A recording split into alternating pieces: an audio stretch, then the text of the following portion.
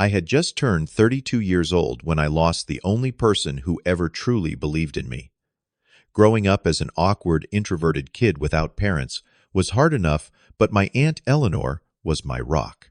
She took me in when no one else would, while my wealthy cousins, James, Tyler, and Sophia, tormented me at every turn. When I got that unexpected call about her passing and the upcoming will reading, I had no idea my entire life was about to change. Before I tell you what happened at that reading, drop a comment where you are watching from and hit subscribe if family drama stories resonate with you like they do with me. Life dealt me a cruel hand early on. My parents died in a car accident when I was just 5 years old. One minute they were driving me to kindergarten, and the next I was alone in the world. My Aunt Eleanor, my father's sister, stepped up without hesitation. She lived in a modest 2-bedroom house on the outskirts of Portland, worked as a high school English teacher, and never had children of her own. Despite her limited means, she welcomed me with open arms. "August, this is your home now," she told me that first night as she tucked me into bed in what had been her small home office, hastily converted into a child's bedroom.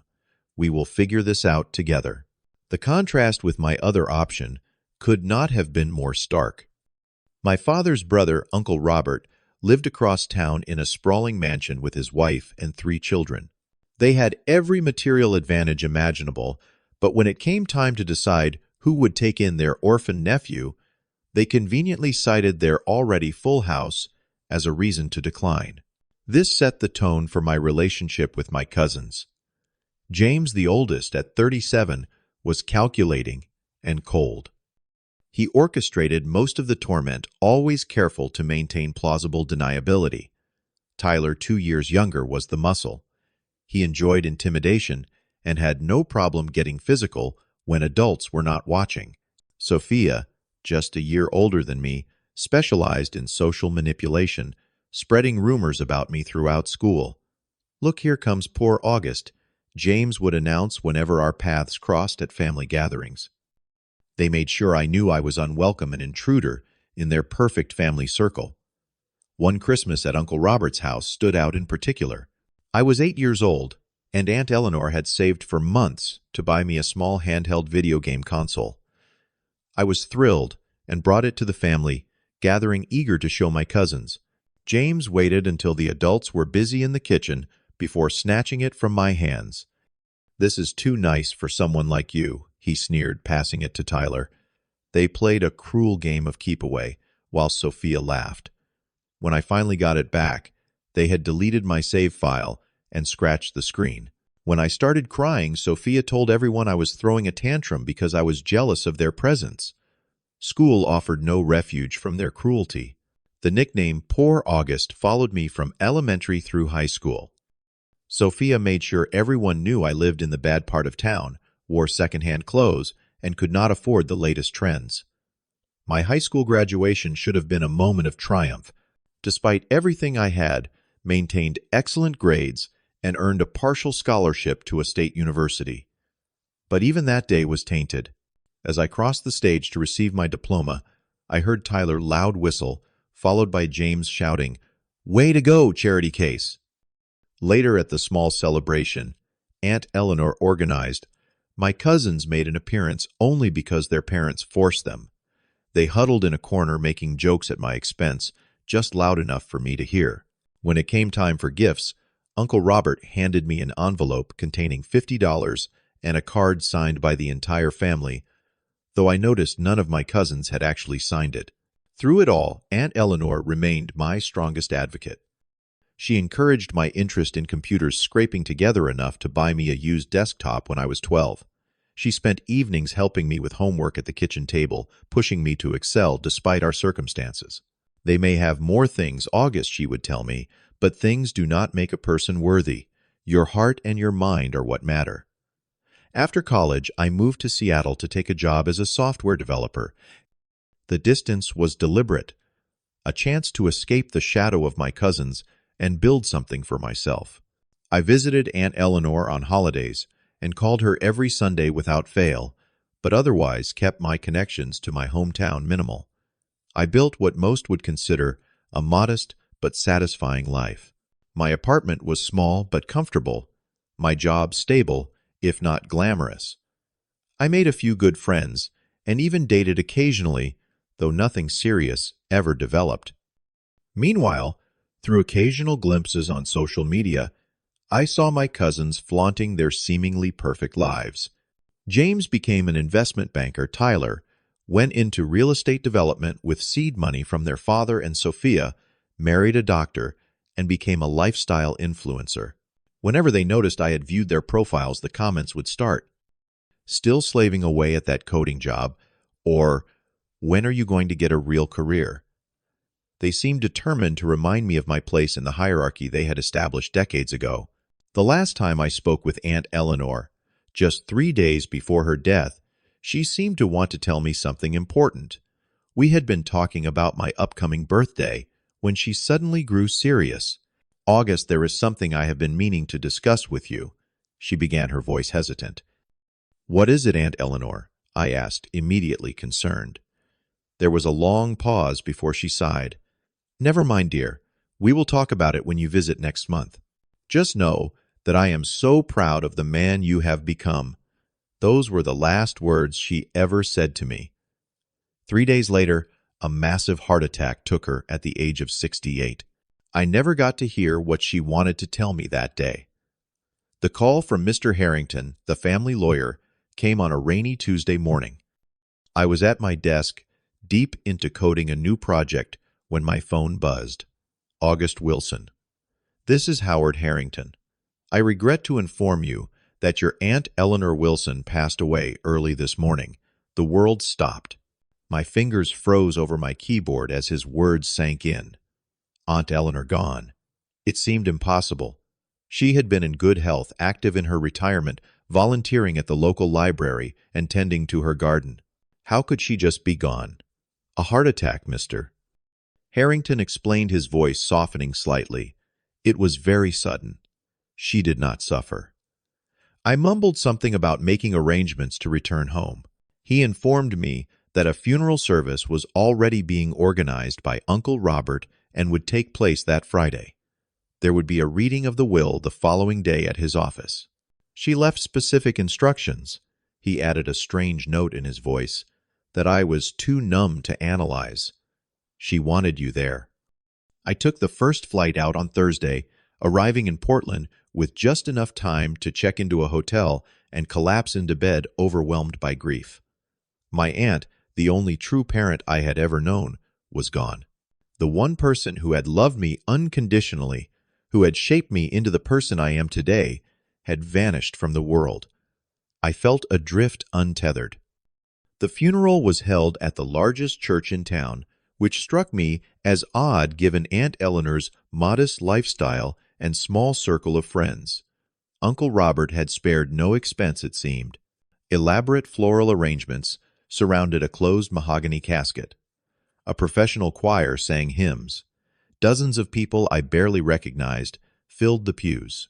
I sat in the front row alone, while Uncle Robert, Aunt Patricia, and my cousins occupied the row behind me. Throughout the service, I could feel their eyes on my back. During the eulogy delivered by a local politician who barely knew Aunt Eleanor, I heard Sophia quietly sniffling a performance I recognized from years of her theatrical displays. At the graveside service, as they lowered the casket into the ground, I stood apart from the rest of the family. As people began to disperse, I overheard James speaking to Tyler in low tones. "Do you think the house is worth much? The neighborhood has gone upscale in recent years?" "Probably 200,000 tops," Tyler replied. "Plus whatever savings she had. Split 4 ways. It is hardly worth the hassle." 3 ways, James corrected. August abandoned the family years ago. He does not deserve a cut. They noticed me listening and fell silent, offering insincere condolences before moving away. Their lack of genuine grief did not surprise me, but it still stung to see how little they valued the woman who had been so important to me. Uncle Robert insisted on hosting a family dinner after the funeral. I tried to decline, but he was surprisingly adamant. Eleanor would have wanted us all together. He insisted, his hand firmly gripping my shoulder. Family should unite in times of loss. The dinner was held at an upscale restaurant downtown, a place Aunt Eleanor would have found pretentious and uncomfortable. I sat through courses of food I barely tasted as conversation swirled around me. My cousins took turns reminiscing about Aunt Eleanor, sharing stories that rang hollow given how rarely they had visited her. Remember how she always made that awful fruitcake at Christmas? Sophia laughed, catching my eye. No one had the heart to tell her how terrible it was. I bit my tongue, remembering how Aunt Eleanor had actually known they hated her fruitcake, but continued the tradition as a small act of rebellion against their ingratitude. It had been our private joke for years. As coffee was served, James casually brought up the will reading scheduled for the next morning. "I suppose we should all be there," he said, "though I imagine it will be straightforward." Aunt Eleanor was always practical about these things. August. Tyler leaned toward me, his voice falsely sympathetic. "Do not get your hopes up too much. Family takes care of family, but you did move away. Some might say you abandoned her." Sophia added softly, a practiced look of concern on her face. I excused myself shortly after, unable to stomach their company any longer. Instead of returning to my hotel, I drove to Aunt Eleanor's house, now quiet and empty. I still had my key, and stepping inside felt like both a comfort and a fresh wound. Her presence lingered in every corner, from the stack of library books on the coffee table to the half-finished crossword puzzle by her reading chair. I wandered through the rooms, running my fingers over familiar surfaces, remembering the countless dinners at her small kitchen table, the nights she stayed up, helping me with school projects, the quiet afternoons reading together. This house had been my safe harbor in a storm, and now its keeper was gone. In her bedroom, I found photo albums she had kept meticulously updated throughout my life. School pictures, graduation photos, snapshots from the day I moved into my first apartment. She had documented everything, creating a record of love that brought fresh tears to my eyes.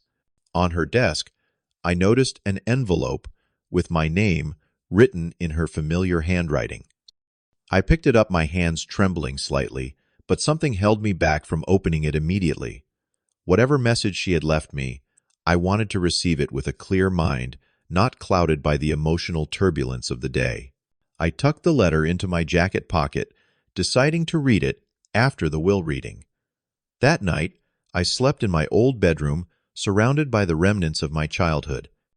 Star maps still hung on the walls alongside framed certificates from science fairs and programming competitions. Aunt Eleanor had preserved this space for me, keeping it ready for whenever I might return home. The realization that she would never again knock on the door to wish me good night broke something inside me, and I finally allowed myself to truly weep for her loss. The morning of the will reading dawned bright and clear, a stark contrast to the heaviness in my heart. I arrived at Mr. N Live, Harrington's downtown office building, 30 minutes early, needing time to compose myself. The receptionist directed me to a conference room where I sat alone, staring out the window at the city skyline. James, Tyler, and Sophia arrived together exactly at 10 o'clock, dressed impeccably as though attending a business meeting rather than a family matter. James wore an expensive charcoal suit with a blue tie that probably cost more than my monthly rent. Sophia had chosen a conservative black dress, accessorized with pearls that gleamed against her throat. Tyler, always the most casual of the three, still managed to look polished in dark slacks and a navy blazer. August, James acknowledged me with a curt nod as they took seats across the table. Sophia offered a practiced smile that did not reach her eyes, while Tyler merely glanced in my direction before pulling out his phone. More family members trickled in over the next few minutes. Uncle Robert and Aunt Patricia arrived last, greeting everyone warmly before taking their seats at the head of the table. I noticed Uncle Robert studying me with an intensity that seemed new, his eyes calculating in a way that reminded me uncomfortably of James. At precisely 10:15, Mr. Harrington entered carrying a leather portfolio. He was a thin man in his 60s, with wire-framed glasses and a formal demeanor that commanded immediate attention. He offered brief condolences before getting straight to business. "We are here to read the last will and testament of Eleanor Margaret Wilson." He began opening the portfolio and removing several documents. "I will note for the record that this will was updated 6 months ago and properly witnessed according to state law." He began with minor bequests, small sums to the local library and animal shelter where Aunt Eleanor had volunteered. Her collection of classic literature was left to her book club. A few pieces of jewelry went to old friends. As these details were read, I could sense the growing impatience around the table. "Can we move on to the estate distribution?" James finally interrupted, his fingers drumming against the polished wood. Mr. Harrington peered at him over his glasses. "I am proceeding in the order specified by your aunt, Mr. Wilson," he continued methodically. Tyler checked his watch repeatedly, while Sophia and James exchanged glances. I caught them whispering to each other something about splitting it 3 ways, and the house needs work, but the location is prime. Finally, Mr. Harrington reached what everyone was waiting for. He cleared his throat and adjusted his glasses. Regarding the remainder of Eleanor Wilson's estate, he said, his voice taking on a more formal tone, "There are some facts that must first be disclosed." The room grew still. "Miss Wilson's financial situation was not what most of you likely assumed," he continued. "While she lived modestly by choice, Eleanor inherited a substantial sum from her late husband, Thomas Barrett." I blinked in surprise. I knew Aunt Eleanor had been married briefly in her 20s, long before I came to live with her. Her husband had died of cancer, and she rarely spoke of him. I had always assumed it was too painful for her to discuss. "Thomas Barrett was the son of industrialist William Barrett," Mr. Harrington explained. "Upon his death, he left his entire fortune to Eleanor. She chose to live simply, but invested that money wisely over the decades." Uncle Robert leaned forward. "What exactly are we talking about here?" Howard, Mr. Harrington, consulted his papers. "Eleanor Wilson's estate is valued at approximately $3.3 million in liquid assets, plus her home and personal property worth an additional $400,000.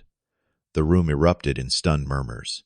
James and Tyler exchanged wide-eyed looks, while Sophia's mouth literally fell open. Uncle Robert gripped the edge of the table, his knuckles turning white. "That is impossible," Aunt Patricia whispered. "She was a schoolteacher. She lived in that tiny house. She drove a 10-year-old car." "As I said," Mr. Harrington replied calmly, "she chose to live modestly. Her investment portfolio, however, was managed with exceptional skill. She made several prescient early investments in technology companies that performed remarkably well."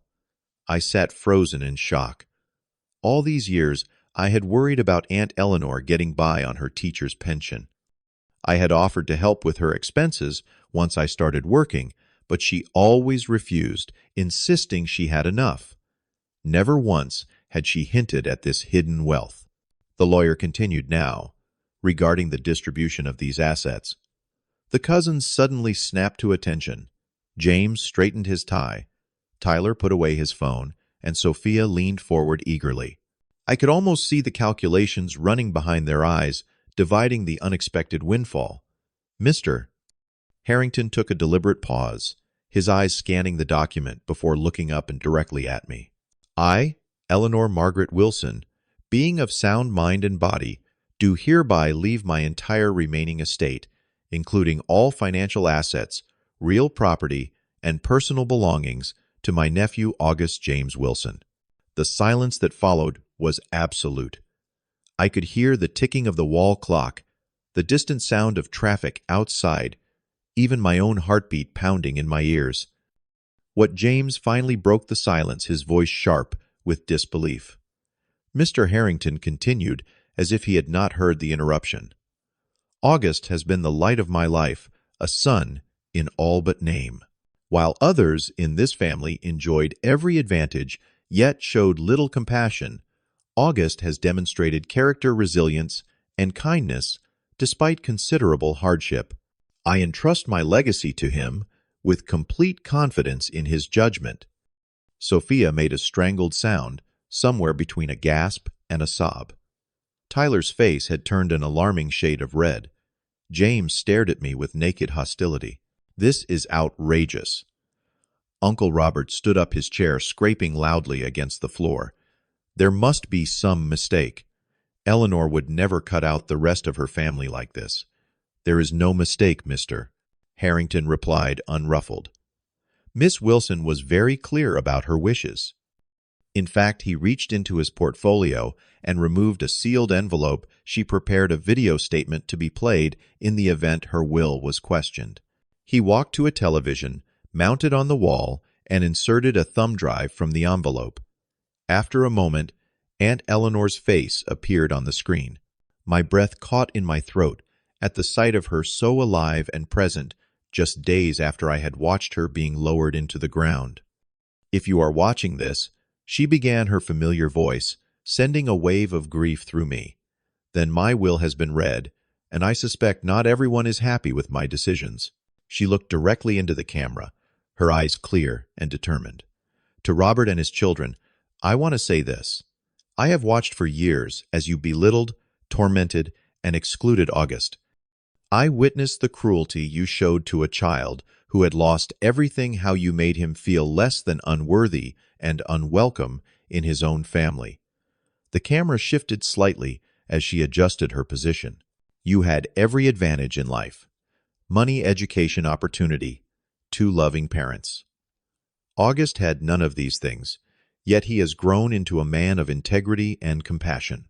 I could not be prouder of him if he were my own son." I felt tears welling in my eyes as she continued. "I chose to live simply because material wealth never brought me happiness. What did bring me joy was raising August, supporting his dreams, and watching him overcome every obstacle placed in his path, many by his own family members. The fortune I now leave to him was always intended for him from the moment he came into my care." She paused, taking a deep breath. "I have had private meetings with financial advisors for years, growing this nest egg for August's future. Not out of obligation, but out of love. He deserves this chance to build whatever life he chooses without the constraints that have limited him thus far." Her final words were delivered with quiet certainty. "This decision is not made out of spite, but out of justice and love. It is final, legally binding, and a true reflection of my wishes. August, my dear boy, I love you. Make the most of this gift." The screen went black. In the silence that followed, I could feel everyone's eyes on me. I remained perfectly still, unable to process what had just happened. Chaos erupted in the conference room. James slammed his fist on the table, his face contorted with rage. "This is absurd. She was manipulated. He must have coerced her into this," he shouted, jabbing a finger in my direction. Sophia collapsed into dramatic sobs, burying her face in her hands. After everything we did for her, she wailed, though I could not recall a single thing she had ever done for Aunt Eleanor. Tyler stood up so abruptly, his chair toppled backward. "We will fight this," he threatened, directing his words at both me and Mr. Harrington. "There is no way this holds up in court." Uncle Robert, who had remained unusually quiet after the video, finally spoke up. "Howard, surely there are grounds to contest this. Eleanor must not have been in her right mind." "Mr." Harrington calmly gathered his papers. "I can assure you, Miss Wilson was of perfectly sound mind when she executed this will. She underwent a complete mental health evaluation to prevent exactly this kind of challenge. Furthermore, the video you just witnessed was recorded in my office with 2 physicians present to certify her competence." He snapped his portfolio closed. "You are welcome to contest the will, of course, but I would advise against it." Miss Wilson anticipated this reaction and prepared thoroughly. Any legal challenge would be expensive, prolonged, and, in my professional opinion, unsuccessful. I remained silent through this exchange, still struggling to absorb what had happened. My modest, frugal aunt had been secretly wealthy all along, and had chosen me, not her brother's children, as her heir. The implications were staggering. "This meeting is concluded," Mr. Harrington announced. "August, I will need you to stay behind to sign some paperwork." The family began filing out, each with varying degrees of shock and anger on their faces. Sophia paused at the door to give me a tearful, accusatory stare. Tyler brushed past without looking at me, his shoulders rigid with fury. James lingered last, his eyes cold. "This is not over," he said quietly, the threat clear in his voice. As the door closed behind them, I let out a breath I had not realized I was holding. Mr. Harrington sat down beside me. "Your aunt was a remarkable woman," he said, his formal demeanor softening slightly. "She came to me 5 years ago with a very specific plan. Every detail of today was orchestrated according to her wishes. I had no idea, I managed to say, about any of this. She wanted it that way. She told me she needed to know you were building your life on your own terms, not in anticipation of an inheritance." He passed me a thick folder. "These are all the documents you will need. The accounts, the property deed, investment portfolios, everything is in order." I signed where indicated my signature, a shaky scrawl. As Mr. Harrington prepared to leave, he paused at the door. "She spoke of you often, you know. She was extraordinarily proud of the man you became, despite everything you faced. She considered raising you the greatest achievement of her life." Left alone in the conference room, I finally opened the letter I had found at Aunt Eleanor's house. Her familiar handwriting blurred through my tears as I read, "My dearest August, if you are reading this, then I am gone, and you have learned the truth about my circumstances. I hope you can forgive the secrecy. I needed to know you would forge your own path without expectation or dependency. You have done so beautifully, with integrity and perseverance that humble me daily. The money means nothing compared to the joy you brought into my life. Use it wisely, be happy, and remember that true wealth lies not in bank accounts, but in how we treat others. You taught me that more than I ever taught you. All my love always, Aunt Eleanor." As I left the building, I found my cousins waiting in the parking lot. They formed a small semicircle, blocking my path to my rental car. For a moment, it felt like high school all over again, the same intimidation tactics they had employed countless times. "You think you have won, do not you?" James stepped forward, his voice low and dangerous. "Got the old lady to cut everyone else out." "How long were you planning this?" Tyler demanded. Pretending to be the devoted nephew, while manipulating her behind our backs, Sophia sniffed dramatically. She was clearly not in her right mind. Our lawyers will prove it. Something shifted inside me at that moment. All the years of enduring their cruelty, of shrinking myself to avoid conflict, of accepting their narrative about my worth, suddenly fell away. I stood straighter, meeting their hostile gazes without flinching. "I never knew about the money," I said, quietly but firmly. "Unlike you three, I loved Aunt Eleanor for who she was, not what she could give me." "Oh, please," James scoffed. "St. August, so noble and pure. Save it for someone who believes your act." "It was never an act," I replied. "That is the difference between us. You have always been playing roles, putting on performances of the perfect family while treating others like garbage. Aunt Eleanor saw through it. She always did." I stepped forward, forcing them to back up. "She heard every cruel comment you made when you thought she was not listening. She saw how you treated me from day one. And still, she never spoke ill of you to me. She was a better person than any of us." "You ungrateful little—" Tyler began, his hands balling into fists. Careful, I cut him off. Assaulting me in a law office parking lot would not be the smartest move right now. I walked past them to my car, feeling their glares burning into my back. As I unlocked the door, I turned to face them one last time. "Contest the will if you want. Waste your money and time. But know this. Whatever happens, you will never make me feel small again. Those days are over." For the first time in my life, I saw uncertainty in their eyes. Without another word, I got into my car and drove away, leaving them standing in the parking lot, suddenly seeming much smaller than they ever had before. 3 years have passed since that day in the lawyer's office when my life changed forever.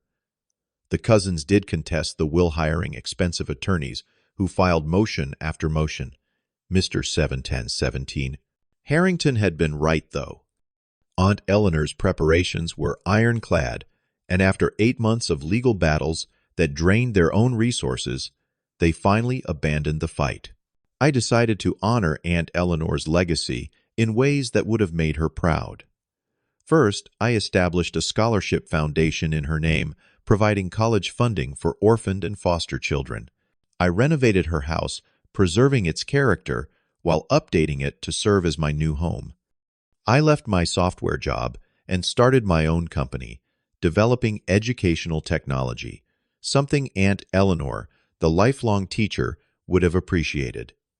The money itself never changed who I was or how I lived, not fundamentally.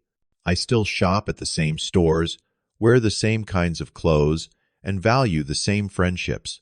The greatest gift was not the wealth itself, but the freedom it provided, the ability to make choices based on passion rather than necessity. My relationship with the rest of the family remains complicated. Uncle Robert reached out about a year after the will was settled, offering an awkward olive branch in the form of an invitation to Thanksgiving dinner. I declined politely, but firmly. Some wounds run too deep for simple reconciliation, and I had learned that family is about more than shared blood. It is about shared respect. Last month, I ran into James at a local coffee shop. The encounter was unexpected and tense. He looked different, older, and somehow diminished.